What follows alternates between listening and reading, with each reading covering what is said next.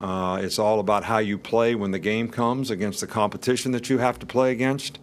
So we're not going to be in the mood to be making comparisons or making comments on rankings. It's flattering that people think highly of our team, but our team needs to understand that they have to prove who they are by what they do, and this means very, very little. On the Deshaun Hand situation, first of all, we have every respect for the police and what they did, so in no way are my comments directed at anything but total respect for those people doing their job.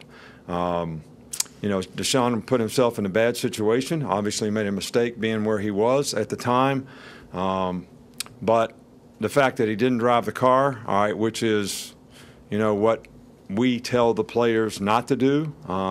It's not okay that he was drinking with me, and that's a behavioral issue that needs to be addressed, and we will address it. But the fact that he didn't drive the car and wasn't driving the car, he did not put other people at risk, which to me is the most significant thing when you drive under the influence. But he didn't drive. But they had every right to do what they did. So what we basically did is I have two choices. I can punish the guy for putting himself in a bad situation, all right, but making a pretty good decision after he put himself in that situation, or we can take the situation that he put himself in, which was drinking, and have him assess for that and try to help him so that he can make better choices and decisions in the future. All right, so rather than worry about the punishment part of it, we put him in 48-hour inpatient for assessment purposes. Professional people assess what he needs to do, what we need to do with him, and that's what we will do with him. Because he put himself in that situation, we'll give him community service and police ride around and some different things to help him. And if he does everything he's supposed to do, he will not be suspended. Because I think what we're doing is helping the player. And I think the fact that if he'd have drove the car, it'd be a totally different circumstance. And even if he didn't get arrested, and he put himself in that situation at 4:30 in the morning being in that condition, we would have sent him to do the same thing for his future safety and his future decision making. All right, so the arrest part of it has nothing to do with that. We're treating these things as two different things, and that's all really I have to say about that. So it's important, I think, for especially young players to really be focused here in the next few days. These first 5 days, acclimation days, are heavy install days. Very critical to young players being able to learn once more some of the details that they need to learn to be able to go out there and execute and make a contribution to the team. So hopefully we can get that accomplished with a lot of our players in the next 5 days. Okay, let's start on this side with Tony. Coach, we saw Minka at both safety and cornerback. Is there a place that you want to see him play? Is there, I guess, a goal?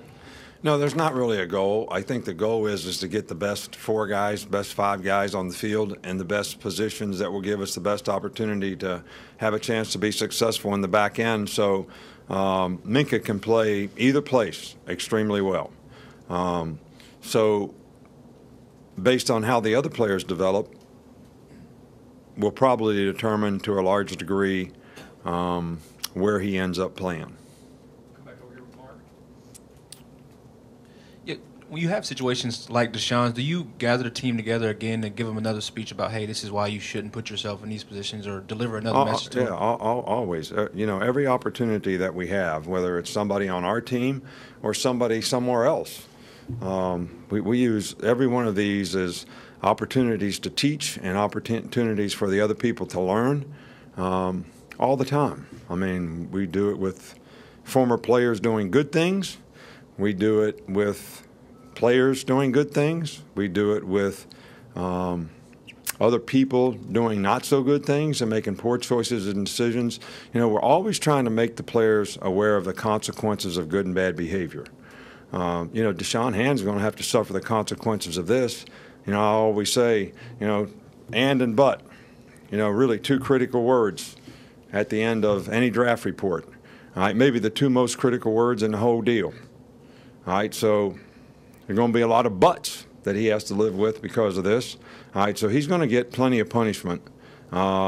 we're just going to try to help him so he has a better chance to make better choices and decisions in the future. Come back over here with Michael. I just wonder what your thoughts were on the defensive line and depth you have there coming back. Well, I think there's obviously some talented players there that haven't played a lot. Those guys are going to have to develop consistency and performance.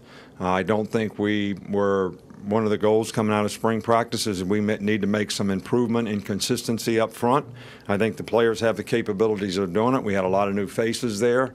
This camp is going to be real critical for how those guys develop and the consistency that they can play with.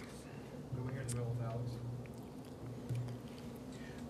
Just wanted to ask you about the right side of the offensive line. Obviously, you said coming out of spring there are 4 guys. What do you need to see from the guys you have for that 5th spot that you want to see them do? Well, we're evaluating that guys every day, and we're also going to evaluate some of the younger players who came in, as well as some of the guys that were there in the spring. And same thing as we're going to do in the secondary. What gives us the best opportunity to get the best 5 guys on the field, so we have the best opportunity to be successful up front? And that's way early to be determined, and we're going to be evaluating those guys every day, and it's a work in progress, and it's way too early to really tell. I mean, especially these practices where you don't have pads on, not the easiest way to evaluate defensive and offensive linemen. Come back over here with Chris Walsh. Just from the end of last year to now, what's been the biggest improvement with Jalen, and what do you kind of want to see from him in camp? Well, the goal was stated many times before that we wanted to improve his ability to be a more efficient, effective, confident passer. I think he's made tremendous strides in the spring. We're not allowed to watch a lot of what they do over the summer, but based on his confidence, the poise that he plays with out there in practice today, I think there has been a lot of improvement in his knowledge and understanding and confidence, and his leadership is his presence. All those things I think have a real positive impact on the offensive team and the offensive players, and I think he's really improved as a passer. We're going to finish up right here with Dwayne. Coach, you opened up talking about discipline and guys being able to understand and take criticism well. Is that stressed even more this year because you got a lot of young guys that you might be counting on? Well, no, look, we always stress that. I mean, I think if you're going to improve, you have to be able to self-assess. If you're going to improve, you have to be able to take, you can call it criticism, you can call it constructive criticism, you could call it teaching. If I tell a player something, I'm trying to teach the guy. I'm not really trying to criticize him. I'm not trying to tear him down for what he did. I'm trying to help him so that he can do it better the next time. And we try to explain to every player that that's what we're trying to do. Now, there's things that you can't tolerate, like lack of effort. That's a choice. Not playing with toughness. That's a choice. Not knowing what to do because you're not well prepared or you're not focused. I think some of those things you come down a little harder on. But when it comes to teaching players technique, teaching them how to do what you want them to do, that's not a critical deal. That's a teaching. Whether it's how you use your feet and hands, how you run a route, how you get your second step on the ground to make a block, how you set your feet in the pocket to throw a ball.